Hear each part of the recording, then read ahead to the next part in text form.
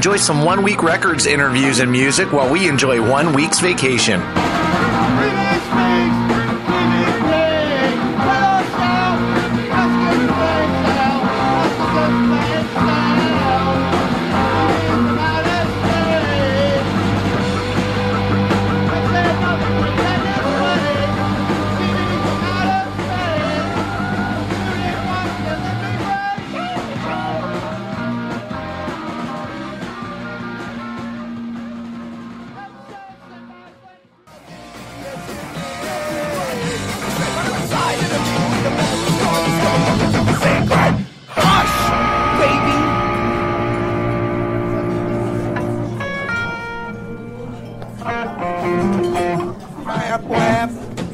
And that was Snowflake by the PEARS.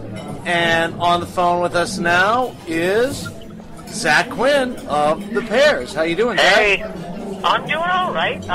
Just sitting around doing more of my favorite things, waiting to play, which is, you know, probably, I think, 85% of this gig, hanging out at bars waiting to play. Well, yeah, I guess when you think about it, you guys, you know, you do like a 30, 40-minute set, like in a 24-hour day. Yeah, most of your time is waiting. Most of it, it's not even like the music part is the fun part. I guess like the job part of it is, you know, not losing your fucking mind. You know, waiting between from show to show or like the drives. I mean, that's the hard part. Yeah. So, for any of our listeners who don't know about the PEARS, could you give us like a brief history of the band? Sure. We started in early 2014. Cut a record right out of the gate, and started touring in August that year. And we essentially have been touring since. I mean, more or less. You know, I think the volume has gone up as things have gotten more intense, and then Fat Wreck happened, and then we started touring more and more, and now I've been home for 15 days since February, and not all at once. But you know, I guess that's the brief version of it. Yeah, we're workhorses. Yeah, for sure. And home is New Orleans, or Knowledge. Yes. Yeah. Well, you never catch one of us saying it that way. Yeah. Right. Great city. Oh yeah, best city in the world. If I may say so. I mean, maybe I'm a bit biased, but no, I've said it before on the show. I think it's an amazing city. The music in the city, and then the food is probably the most American, like true American food. Like, it's such a conglomerate of all cultures that, like, it's some of the best food in the world. That's true. That's true. It really is kind of, it's mishmash everything. Yeah. Well, we'll talk about food in a little bit, but so you guys, you did you cut the record, you got signed with Fat. What was that like? I mean, that's, you know, Fat Records is, you know, one of the top punk labels, so it's got to feel good. Yeah, I mean, it really does. Signing to Fat was a completely surreal experience, especially, you know, I mean, we've been a band, I think, for 15 months or 14 months when it happened. So it's kind of like, you know, and of course, it had to be when they were doing the Fat 25, you know, show, 25 years of Fat Records. So they ended up putting us on a couple of those shows, and it's like incredible. It's incredibly jarring to go from being not signed to Fat Records to not only sign to Fat Records, but then drop into a backstage area with every Fat Wreck band that is, you know, that you've been listening to since you were like a kid. Yeah, that was a really, really intense, bizarre, really scary thing. I can imagine. To like just be standing back there and then like everybody is around you, you know? I mean, like, that was totally fucking weird. I think the only thing weirder was, the Flatliners, it must be weirder for them. I think they were really young. We're all, you know, mid to late 20s, but I think they were like super young when it happened. I'm not sure, but yeah, I can't imagine. You know, I interviewed Joey Cape just this past year, and it was like, you know, I've seen him since, you know, in concert with Lagwagon since I was like 21 years old. And it's like, wow. Right. You know, I mean, and that's just one guy. I can't imagine being in a room with, you know, all strung out and no effects and, you know, like, that's yeah, man. crazy. It was really, really fucking weird. It was scary, you know, intense. Yeah. But, hey, so I don't know if you're willing to talk about it because I don't know what happened, but what happened in Australia? Well, there's a couple of things about Australia. The one of the big ones happened right before it, which was our player at the time decided to let us know he's not coming 2 hours before the flight. Yeah. He had been lying to us for days about being on his way to the West Coast to meet up with us to fly over. And, 2 hours before we left, it kind of all came, you know, flooding out, like all the truth. And he was still in Atlanta, and, I mean, it was a nightmare. I mean, like, for a tour like that, I mean, like, we were support, you know? Right. For Strung Out. And how that works is, like, we had already been paid for that tour, and we used that money to buy tickets, one of which went straight down the toilet because he wasn't coming. And so it's like, we can't really not do the tour. No, right. We paid for the tour already. You know, so it's like, I mean, like, and totally, like, I guess, I mean, we could have, you know, all things considered, I mean, like, we could have done that, but we weren't about to, you know? So we were just like, we have to figure out how to do this. We have to either, you know, do the awesome thing and truck through it. And now, you know, what ended up happening is we have what we refer to now as the Down Under Six. There's like 6 people all together, I think, played bass for PEARS while we were there. We were there for like a month. Pat from the Decline did most of it. I mean, after a week and a half, he jumped on for the rest of the tour, and that was that. It kind of went back to normal. Aside from the fact that I had broken bones in my hand and shattered my carpal, which was lovely. I was doing I did an Iron Man landing, essentially. You know, how he lands with one fist in the ground? Yeah. Ow. Yeah. I did that in the middle of the set and just decimated my fucking head. It was funny. I mean, like, I couldn't feel anything at the time because, you know, I was like, it was adrenaline and it didn't hurt, but it looked ridiculous. And I turned around and looked at Jarrett between thumbs and I was like, look at this. And he was like, oh no! And then we just kept going, you know, and after the show, there was no like, oh, maybe it's okay, maybe we'll ice it. Just like, walk off the stage like, time to go to the hospital. See you guys later. And I saw like Jordan Burns played bass for you guys on one of the shows. And oh, not Jordan. Rob? Well, Jordan's their drummer. Rob. Oh yeah, Rob Chris. I want to think Chris Aiken. At one of the shows, Chris played bass on several of the shows. But right. I mean, it was just like different songs. We actually like switched out bass players several times through the set. Yeah. Until Pat, of course. Gotcha. And then Hayden from Night Gone did our two New Zealand shows, and that I have to shout that out too because man, he played 2 shows and he learned all that shit for 2 shows and he learned it really well. I mean, it was great. It was great. Both Pat and Hayden were just fucking awesome. Saved the day. So who's the bass player now? Now we've got my buddy Eric Goodyear. Me and that dude have been friends for, I think, 11 years. And every time it's been time to fill the bass slot in this band, I've said we should get that guy.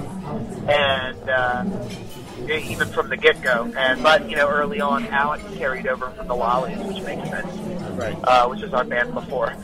And then John, the guy that bailed on us, was Brian's brilliant idea, and I knew that guy was fucking nuts, honestly. I mean, I knew it was going to be a bad idea, but But finally, you know, after that, it was like, okay, Eric, and now everything's just kind of wonderful. It's the first time, I mean, like, we're, you know, I feel like we're hanging out all the time, which is cool, you know? Yeah, that definitely makes a difference. Yeah. Yeah. So I mentioned Joey Cave earlier. I'm assuming the fact that, like, being on Fat, you get that recognition now, and Joey tapped you as one of his, you know, he wanted to do a 1 week records with you, which is 1 week at his house, just nailed down a bunch of songs. What was that like?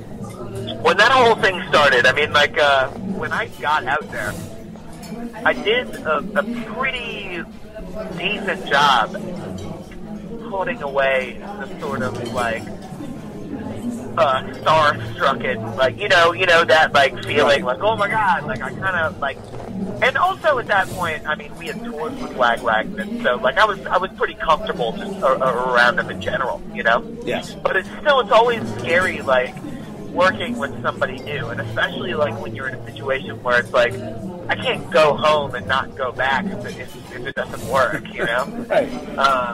But, like, it's like every bit of, like, worry or trepidation, like, just dissipated almost, I mean, like, very, very quickly. I mean, like, he was very easy to work with, and he's so smart. I mean, I brought out, like, all these songs, and then I kind of left them, like, you know, mostly unfinished, or not mostly, but like partly unfinished, like each one, like save a few that were like old band songs, which were done. And I really got to sit down and work with him and like figure out how to make these like songs work, and it was really, really fun. I mean, he's a brilliant songwriter himself, and it was almost like having a songwriting coach for a week. It was really cool. That's awesome. Now, like the PEARS songs, you know, some people would describe it as like hardcore punk, and there's some, you know, like almost like screaming, and you know, I mean, it's pretty intense music. Sure. And then you go to doing this acoustic. Like, how is that for you? Was it almost like cathartic in a way, like being able to shift gears, or? Yeah, it was really nice to be able to do it. I mean, like, I listen to so much more than just punk, you know, right. And I guess like you know, PEARS happened because like, all right, well you know, out of everything that I listen to, here's this thing that I'm good at, actually, you know? Right. Like, I can't play everything that I listen to as much as I can. Like, deep down, I probably wish that, like, I was some sort of, like, Bob movie, like, songwriter guy, but I'm not, you know? Oh, I wish I was like James Taylor. You know, that guy makes a fortune. He's an amazing songwriter. Hell yeah. But you know, it's like, but that's not what this is what I do, and this is what I do well. And so there's that, and getting to work on that other stuff was kind of like opening up a new door and discovering something else that like, oh man, maybe I can actually do this. You know, maybe music like this isn't just going to be something that I'm restricted to only listening to. Maybe I can play it. Yeah.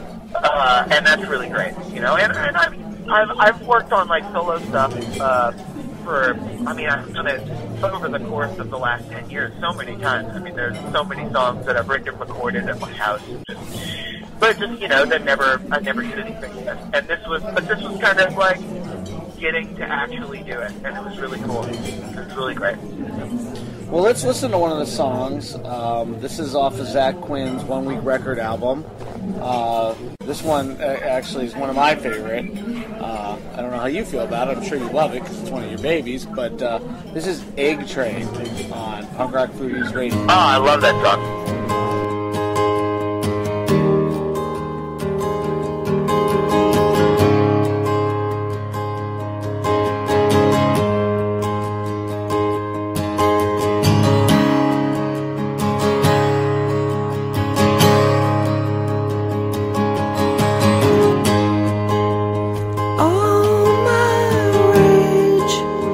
All my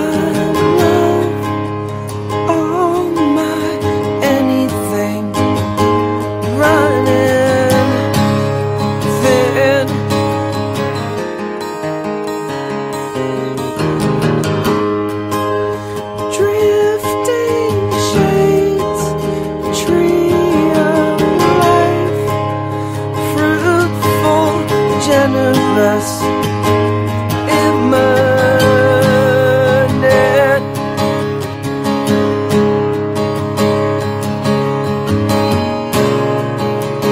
I'm lying on my back. This seed's been planted in my brain. Today is overcast, and I'm riding on the egg train. Upon return, distant still, break significant, bankrupted.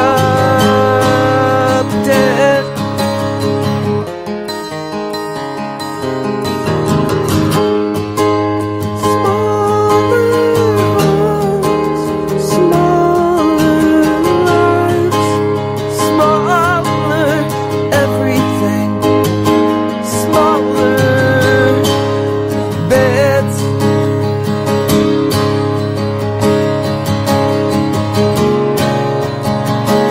Are we interesting, or are we just dovetailing our abuses?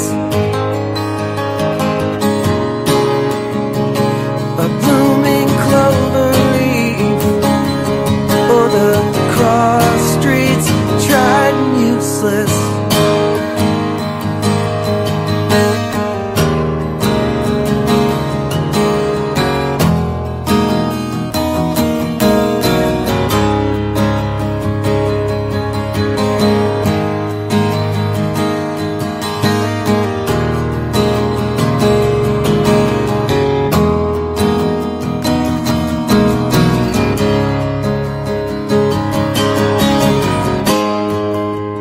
Day by day, thought by thought, keep me bottled up, pick me up.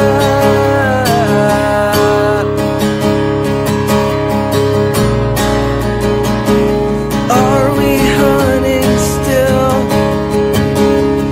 Game ain't set, subject to change.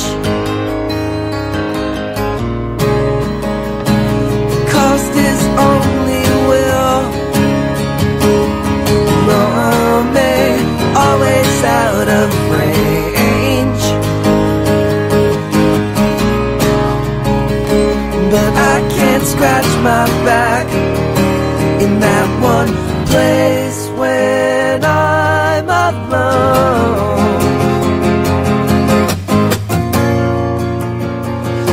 All my bags are packed. Take me home.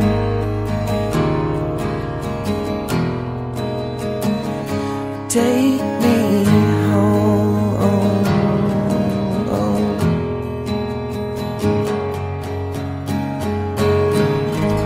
All right, and we are back on Punk Rock Blues Radio talking with Zach Quinn of the PEARS. So you are, like I said, you're from Nolens, New Orleans, however you want to pronounce it.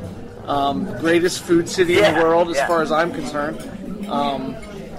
Sure. What is like one of your favorite meals? Like you said, you're on tour. You've been home 15 times since February. So, what's like the meal you love to go for when you get home? I mean, getting home now, it's like I kind of just like jump into cocoon and just like sit in my house.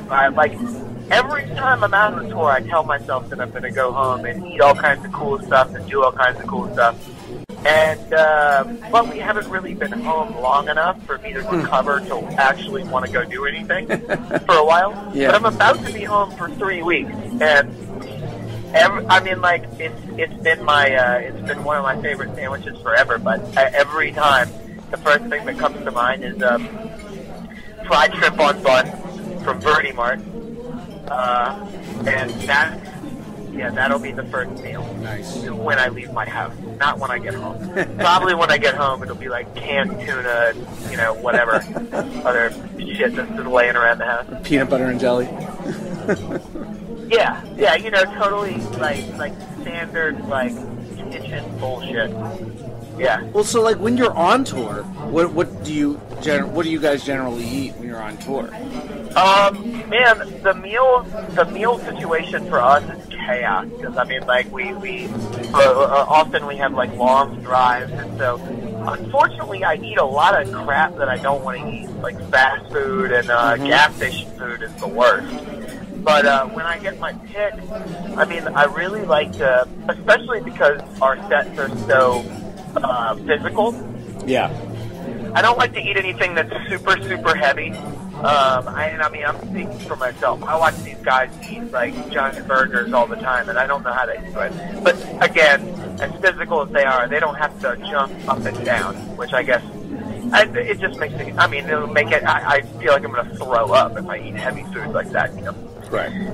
Yeah, I guess like my go-to for dinners would be like some sort of like, if there's meat, it's chicken, and preferably grilled. But you know, it's just, I don't know, it's the lightest of the meats, you know? I mean, like, it feels light. Like, oh, absolutely. It doesn't feel like a rock in my stomach, you know? Yeah. But that, and like, and just veggies, and I mean, that's generally what I like to eat before shows, but a couple hours, obviously. Is there a city you've been to that has, like, you've eaten at a restaurant where you're just like, I can't wait to get back to that city because I want that meal again? Oh, yeah. Atomic Grill. That's, where the hell is that? I think it's in West Virginia. It's so good, you can't remember where it is, you just know the name. That's awesome. Yeah. Dude, it's amazing. It's West Virginia, and it's a buddy of ours, we met him doing, touring or whatever, and we played with his band, this guy Dano. He plays in this band called Yellow Dog Union, and he used to run a restaurant, stepped away from it just to do other things. But he used to run a restaurant called Atomic Grill, and he kind of pioneered like West Virginia barbecue. Okay. And man, I can't say enough good things about that food. So, I mean, I was just talking about how I don't like to eat heavy. This is absolutely heavy food. It's the heaviest food ever. And I mean, like, you know, I totally shouldn't be eating shit like this, especially while we're on the road. But yeah, it's amazing. I mean, if you get a chance, you need to go. Where are you at? I'm near Washington, D.C., so I'm actually pretty close to West Virginia. Okay. So, okay. Yeah. Okay, God, Atomic Grill. It's really, really good. Look it up. Yeah. Their specials are always so creative, too. Oh, man, I don't even remember. I just remember being in awe. Yeah. That makes it a good restaurant. From that, too. That makes it a good restaurant. Another really awesome thing that he did was that he had some, like, there was some creep in his restaurant that told him, like, you know, you'd get more customers if your waitress showed more skin. So he did this campaign that he called Show More Skin. And it was like they had these potato skin specials that were a big hit. And he ran this whole campaign, got tons of people out, and just gave everybody and donated all the money to a battered women's shelter. Oh, good. That's awesome. Just so fucking awesome. That's great. So cool. That's good. Yeah. There's always He's a really good guy. He's a really good guy. There's always one drunk in the bar that knows how to do things better than everybody else in the bar. So yeah.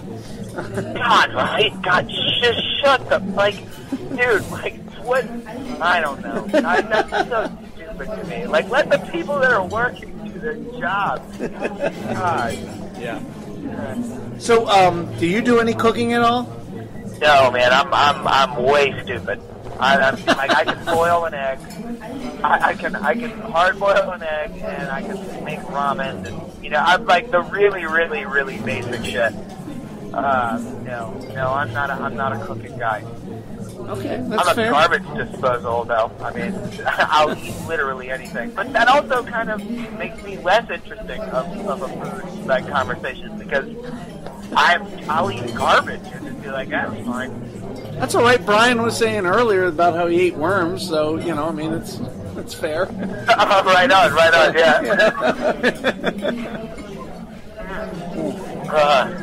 yeah. Yeah. Well, I mean, you also have been on the road so much, you don't even have time to do much cooking, so it's fair enough. Even if you wanted to learn. No. But, yeah, right. I mean, like, I'd love to get into it, but I don't have any time to do anything except sulk. Got all the time to do that. Well, so what's going on with the PEARS now? You guys are on tour. You said you're going to be taking a break here soon, but...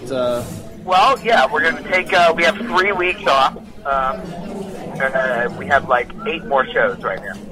Okay. We'll have 3 weeks off, and then we head overseas. We're doing a UK tour with Massive Souls. Nice. Some mainland stuff with Wilhelm and Off With Our Heads. I think there's even a couple Authority Zero shows in there. Wow. And then we'll come back. Then we've got a West Coast tour with Direct Hit.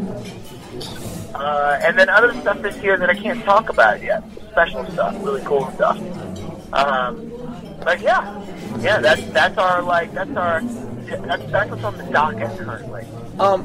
You mentioned Off of Their Heads. You guys have a connection. It wasn't Anxious and Angry. Were you on their record label there? Or? Yeah, Ryan essentially gave us our live. Okay. I mean, we played our first show with Off of Their Heads in New Orleans, and Ryan really loved it. And we kept in touch. We put out Go to Prison originally. We self-released it. We couldn't even begin to afford vinyl. We didn't even think of it. Yeah. We put out the CD. Ryan heard the record and was like, you guys can't afford vinyl. I'll pay for it. I'll put it out on my handle, Anxious and Angry. And he's been our biggest fucking cheerleader ever since. I mean, that dude is a saint. He essentially, like, with Anxious and Angry, and then with playing us on his show and putting us out on his label, I feel like he gave us an audience right out of the gate, which is such a luxury, Yeah. I mean, he's one of the biggest reasons that I think we're able to work at the capacity that we do right now. Yeah. No, I can see the connection. I mean, there's definitely a nice blend between your sound and their sound. So, like, the audience is pretty similar. So that would definitely open it up to you guys. So, yeah. All right. Well, let's listen to a little bit more PEARS here. Thank you so much, Zach, for joining us. Of course. Anytime. We'll listen to the title track here off of their latest album, Green Star. This is Green Star on Punk Rock Foodies Radio. The best one on the record. Good choice.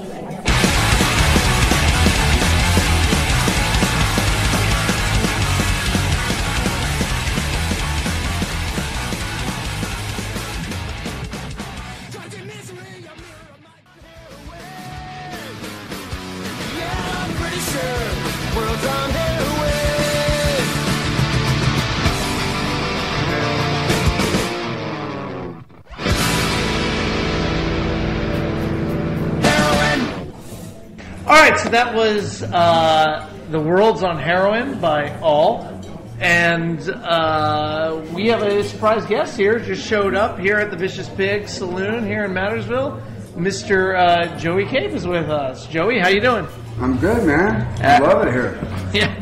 My feeling is most of the time things don't matter, so Mattersville for me is a perfect place. Excellent. Very comfortable here. Yeah, they treat us so well here. Oh my God. And, your chef.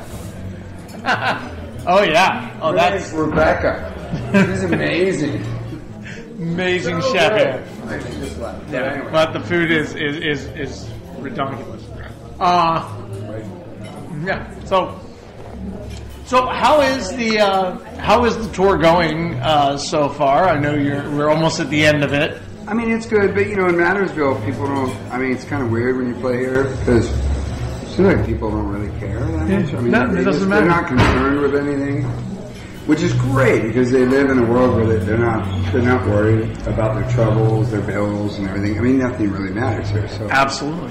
But most nights are good. I mean, we were in New York last night, and that's really philosophically the same as Mattersville. A lot of people live there, so we got prepared for it by that. But I like it a little more when people are actually interested in what you're doing. Right. But yeah, I mean, I'm a big fan. All right, so let's talk. Let's talk food. All right. I'm eating food. I'm gonna, as you should be. There's some great food here. What when you travel, because you've been all over the world. I mean, between Lagwagon and Me First and every other project you've got going on. What is one place that you just can't wait to get back to get some specific meal? Oh boy, there's a lot of those. Don't tell me, or you could tell me, Montreal, because you wrote a song about it. And I'm wearing a shirt. Well, and Schwartz's Deli has a smoked meat sandwich that I've heard is amazing. I will actually say, and it's not just because I'm wearing the shirt. This is called Maison Public, this restaurant, and it's in a kind of a suburban part of Montreal, which is why it's called the Public House, and it's run by my friend Derek, who's like an old punk guy who was also a chef because being into punk rock doesn't necessarily make a living, just being a fan. So he was always a chef.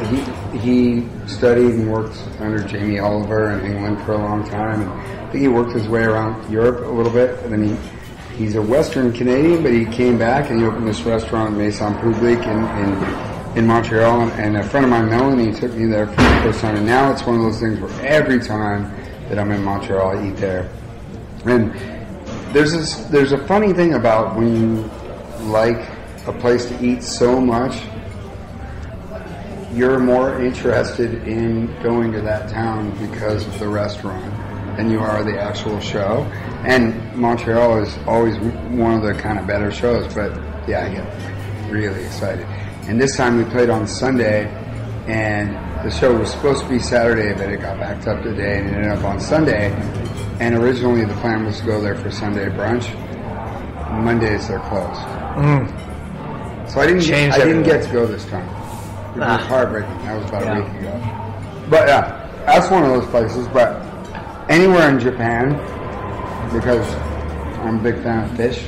Heard that a lot. I like the way they do it out there. It's good times. Kind of almost every city. I mean, you have little Vietnamese places that you find, or if you like food, you just figure it out. You eat enough food. If I'm in, there's certain cities where the delis are the right delis, and there's other cities where there's like this little. It kind of comes down to venues and walking distance. After a while, I'm in that venue. Oh, they got that really great old school Italian deli. There's like that place that stays open all night where you can eat at 4 a.m. Sometimes it's not even about the food, it's about the atmosphere. So I have so many of them, I don't, it's kind of where to start. You've been touring pretty much constantly since you were a young child. When you're on the road, what are your eating habits? How are they different now than when you were, say, 22 or 18? Like when you're out on the road, I can't imagine you still eat the same shit. So how is it different now? When I first started doing this, my band, we had a regiment, the first couple years of tour, we brought a Coleman stove. We kind of grew up in a place where there was a lot of camping and stuff, and so we were pretty familiar with camp foods, like chili mac or tuna mac, or, just straight up like with the udon ramen, Yeah.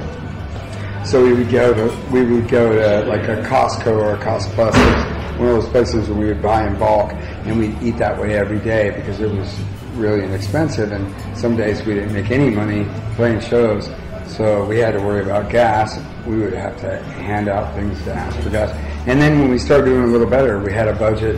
There was probably 2 years we had a budget of $1.50 for each guy each day, and that was Taco Bell. That's a great I mean, video. fine foods. It was like fine foods, you know. And I remember the Taco Bell years, like it was like $1.50 bought 2 bean and cheese burritos. Yeah. So everybody got that every day, and then we had an extra $5. It added up to be like $15 was the budget for food every day.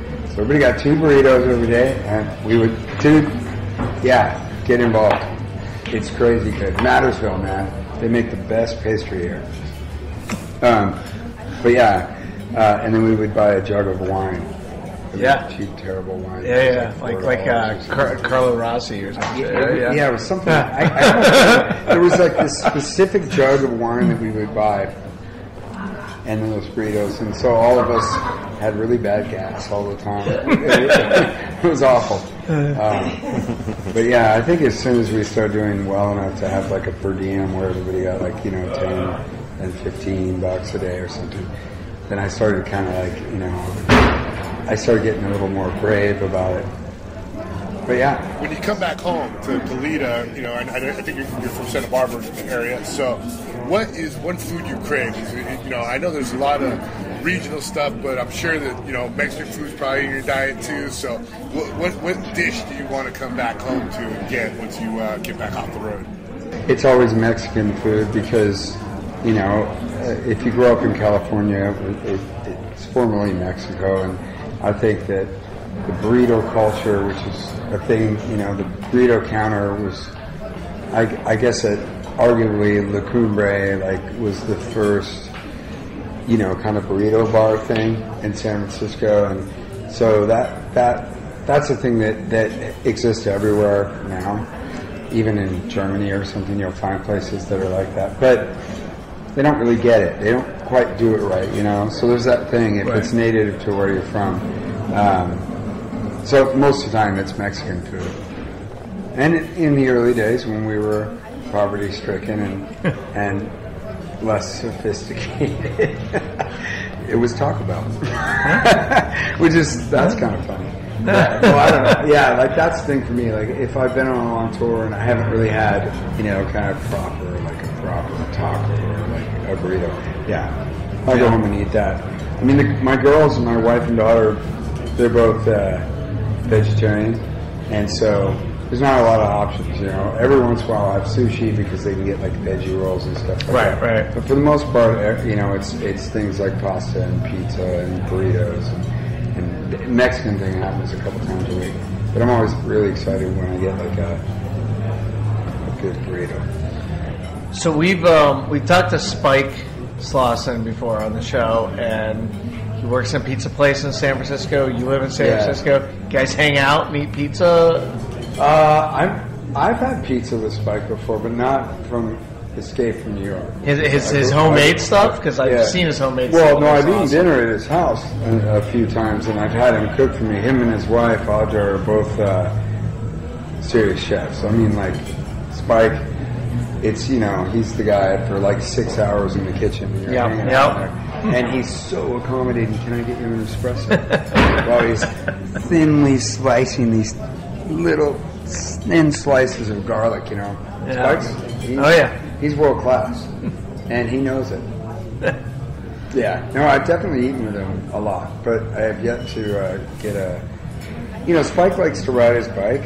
He's really into his bike, and I actually think the reason that he started working at the pizza place was because he just wants to ride his bike.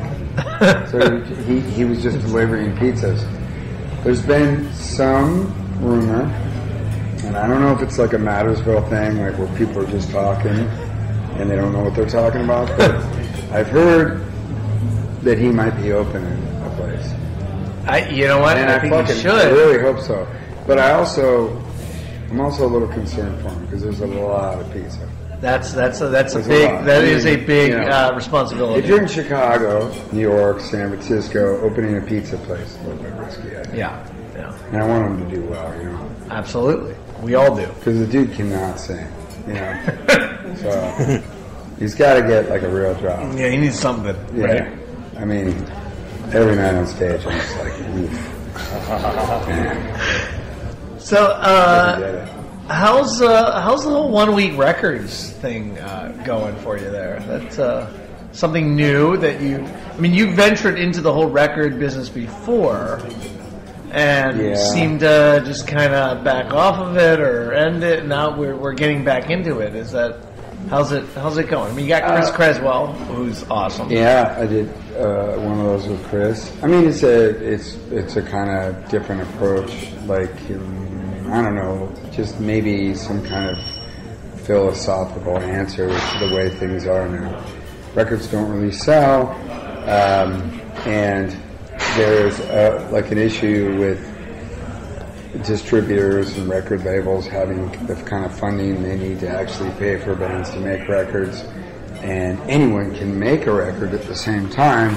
So there's this sort of I feel like when the tools came to make things perfect, when the editing tools came along, right at the same time, there was this decline in the funding for bands to actually get into decent studios that had really good closets for mics and good preamps and, good equipment to make things sound the way we want them to sound.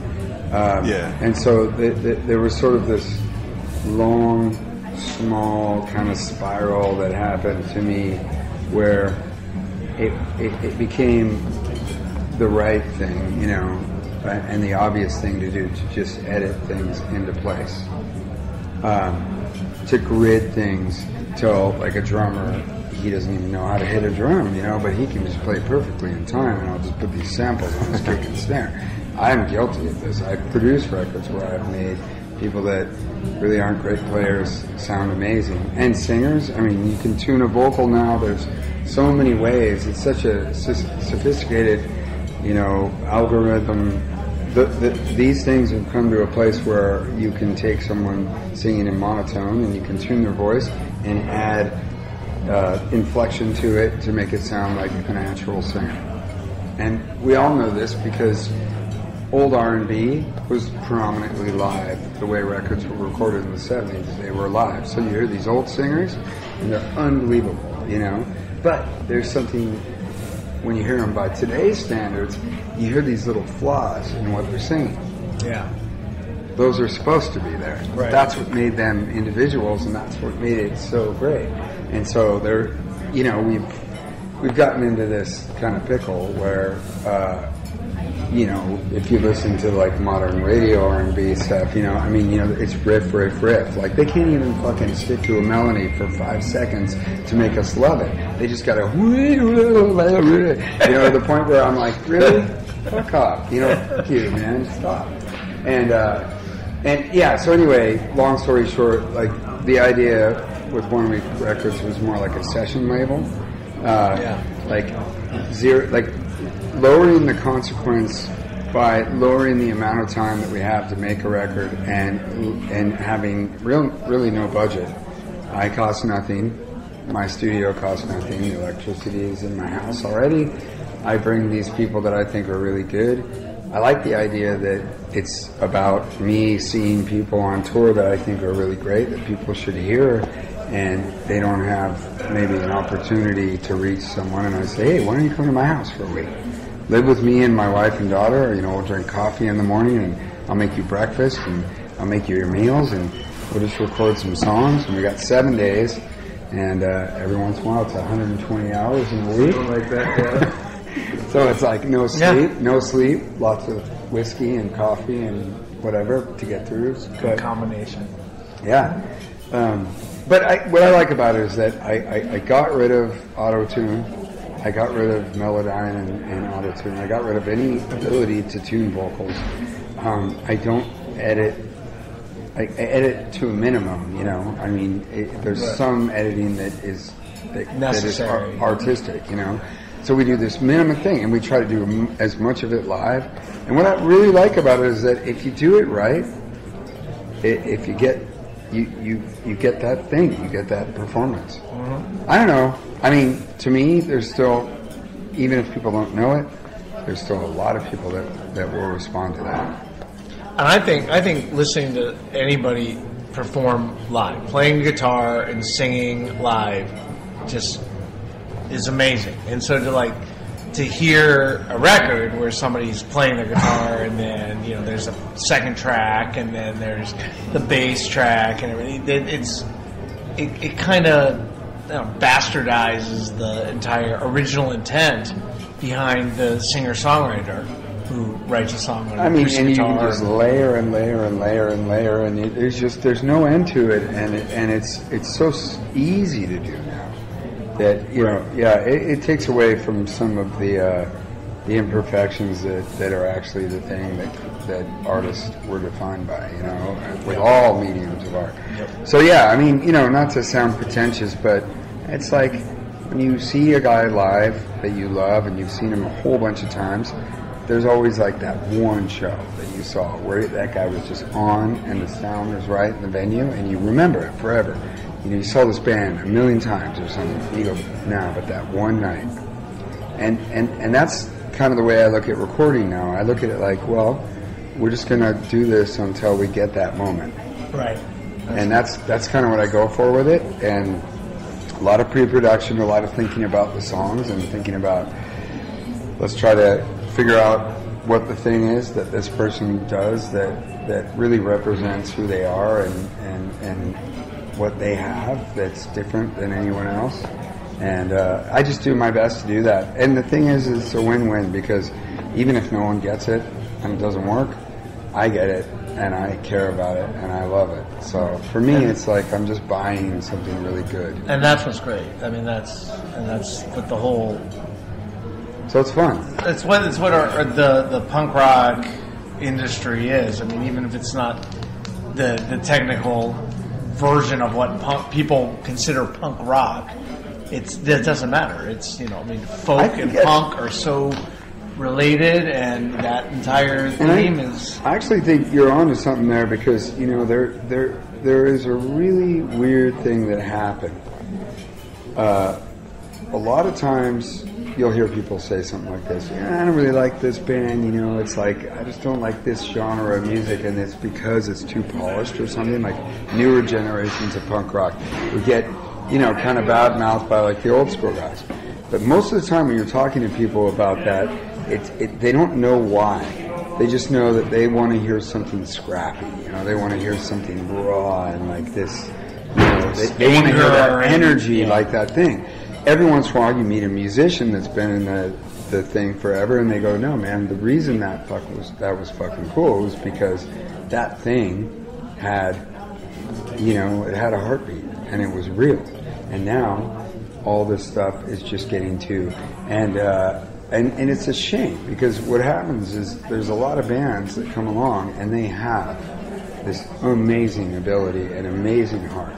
It's not about generations, it's not about old or young, it's not about where you come from.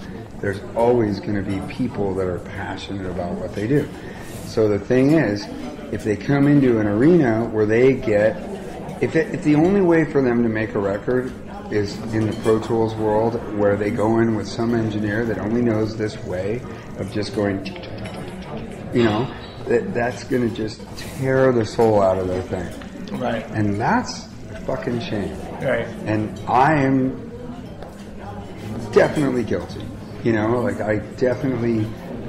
I discovered those digital tools when they first started, and I 20 years working with them, I loved them, I mastered them, and I made things sound like other things, and I did a lot of that stuff, and there was art in it. For some of the things I did, I had a band called Bad Astronaut, and that was like part of what it was about. Like everyone in the band, oh nice, right on.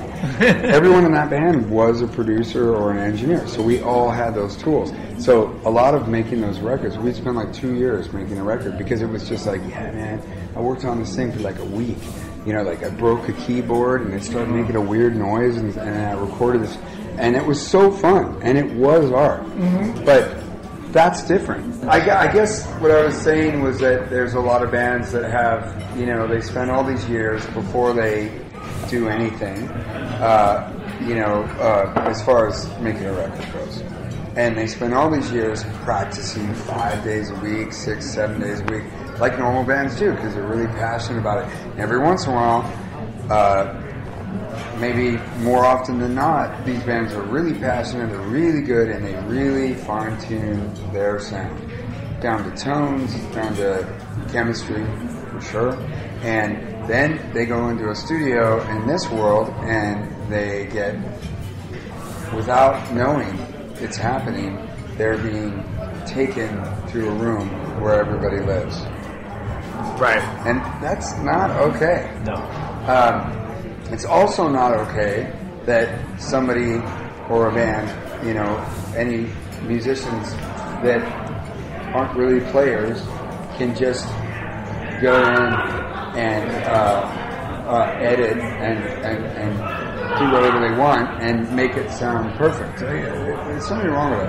Anyway, all I know is that what I like is when I hear something that's really natural and has, you know, this, like these moments in it, you know, like where you just kind of go, yeah, I know what that guy, I know what he's feeling, and I'm impressed by the emotion that's coming out of the music.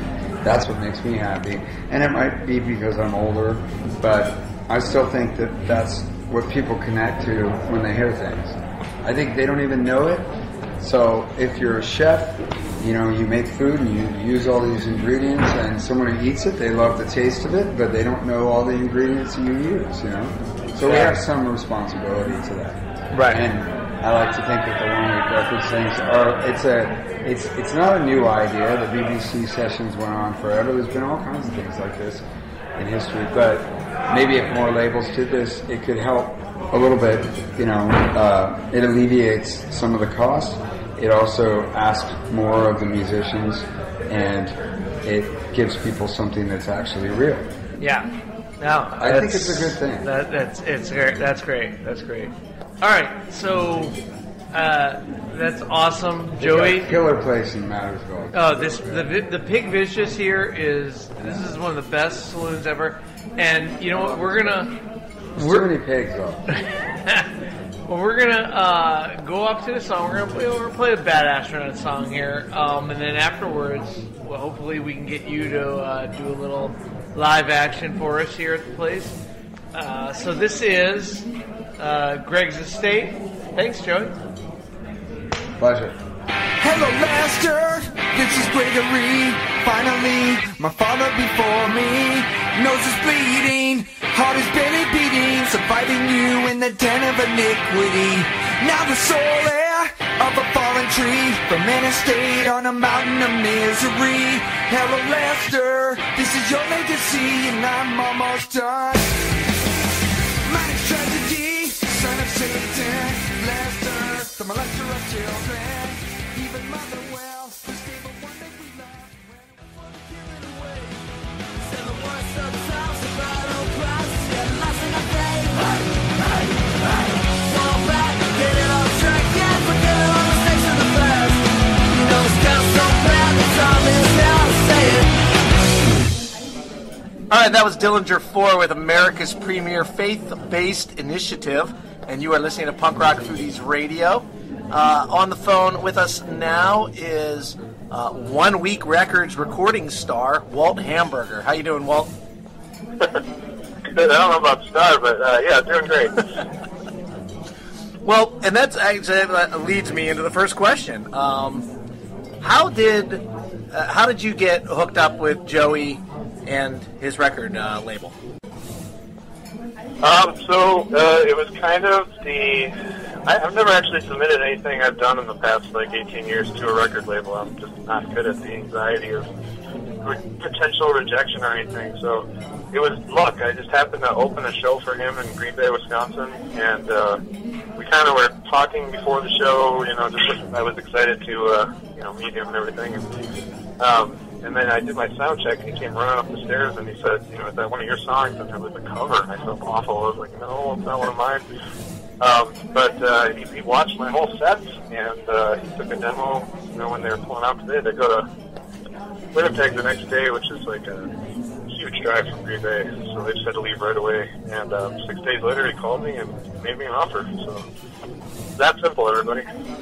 And then, the premise behind 1 Week Records, correct me if I'm wrong, is that you basically spend a week at Joey's in-house studio and just bust your ass recording a record. Is that true? Yeah, that's true. We did, for mine, we did pretty much, except for maybe the first day, about 17-hour days. I mean, you just wake up, you start working, you work until all the tracks sound the same and you can't figure it out anymore, and then you're done for the night, and then you go to bed and you just do it again. But yeah, it's really intense.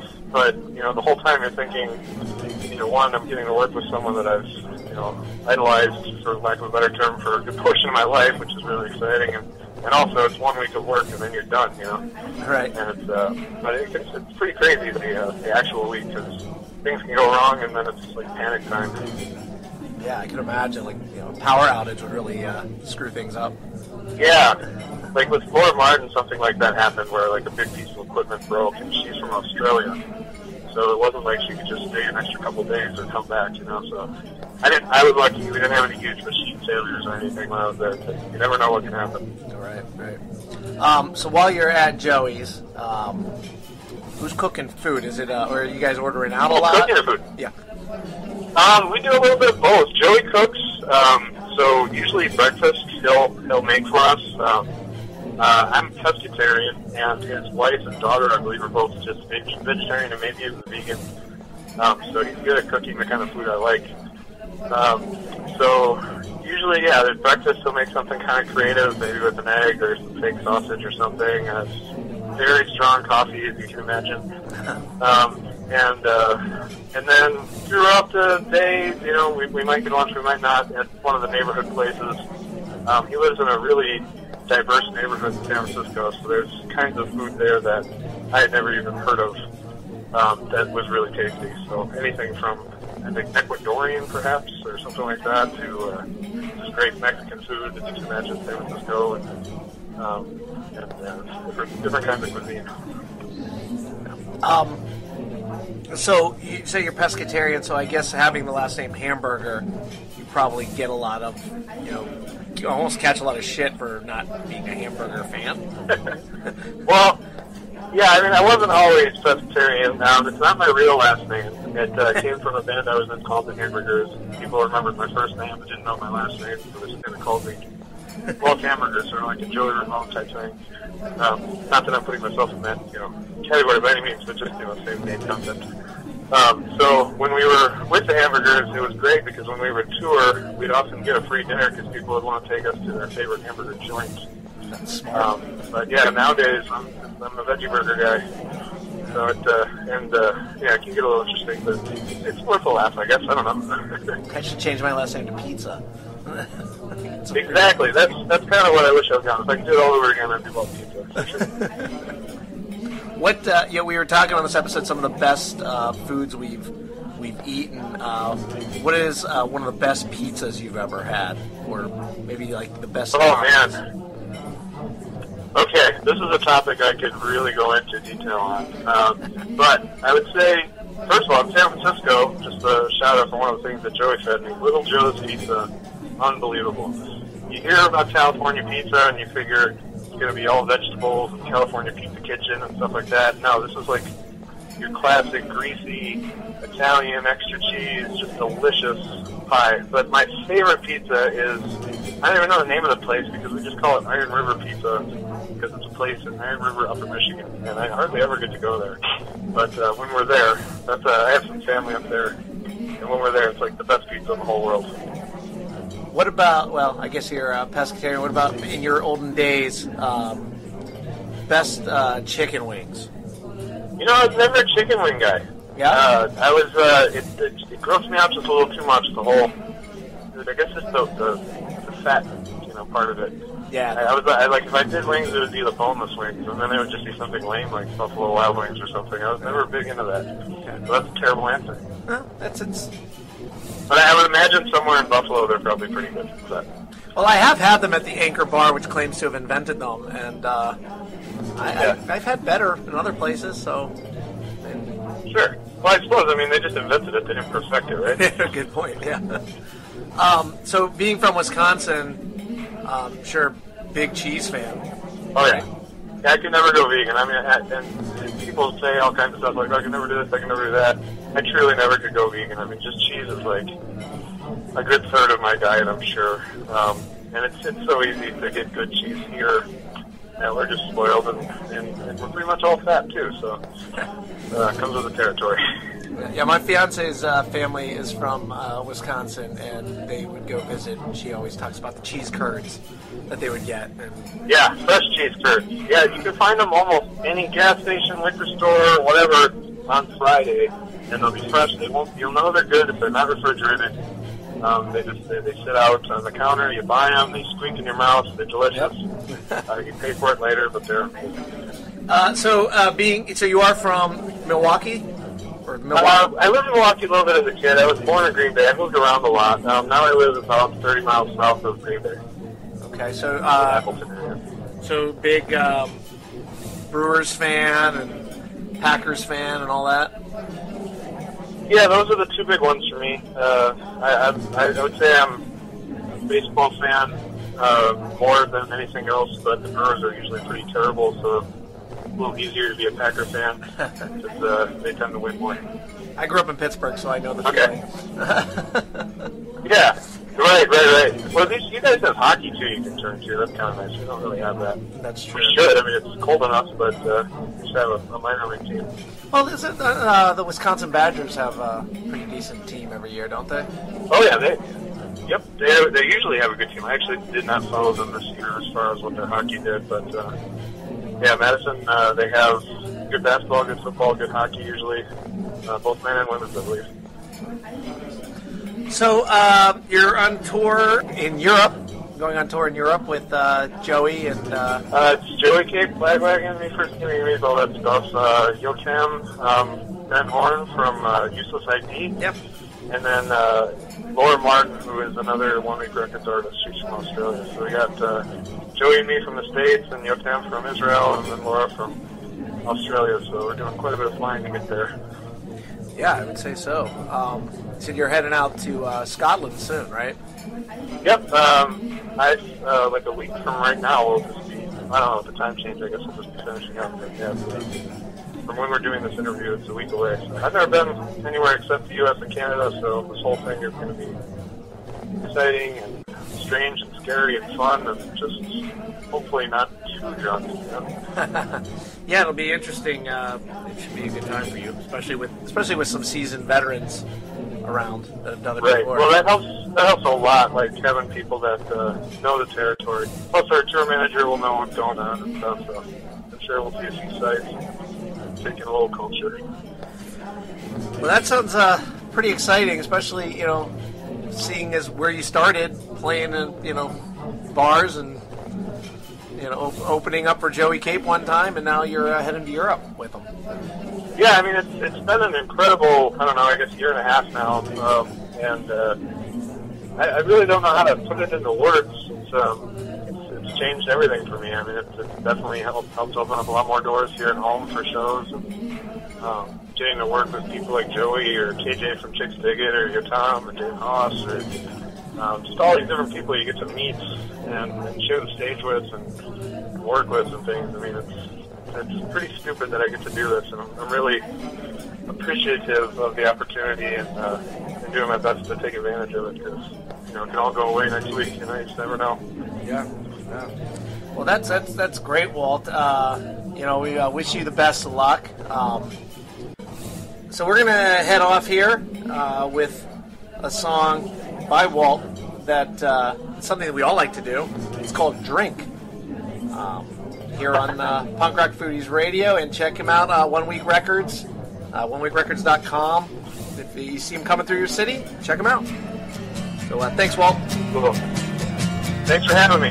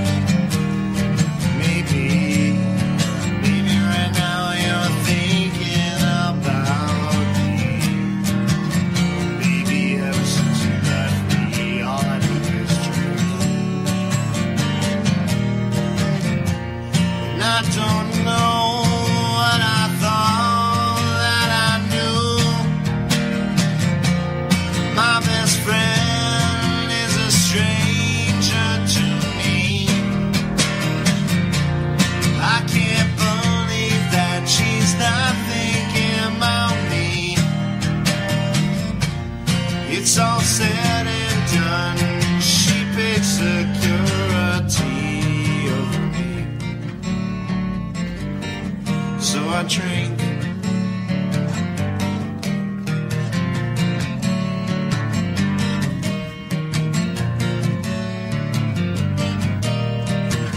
Baby, ever since you left me, all I do is drink. Baby, ever since you left me, all I do is drink. Maybe right now you're thinking about me. Baby, ever since you left me, all I do is drink. And I don't know what I thought that I knew. My best friend is a stranger to me. I can't believe that she's not thinking about me. It's all said and done. She picks security over me. So I drink.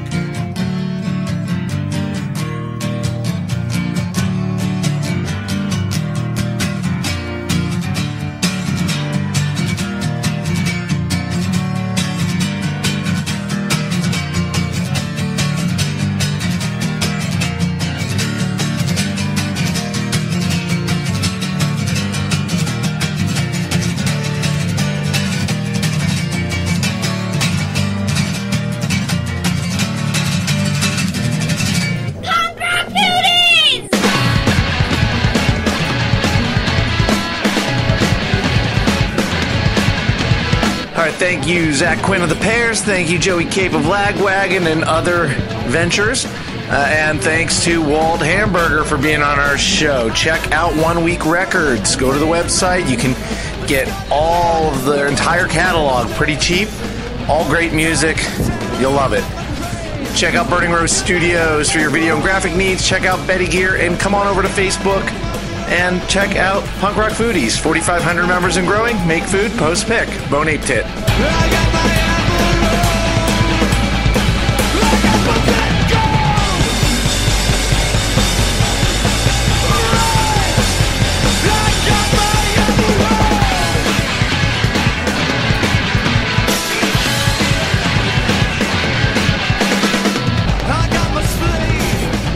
Okay, do we know where we're going? Because we're stuck in Nattersville, and I don't know how to get out of here.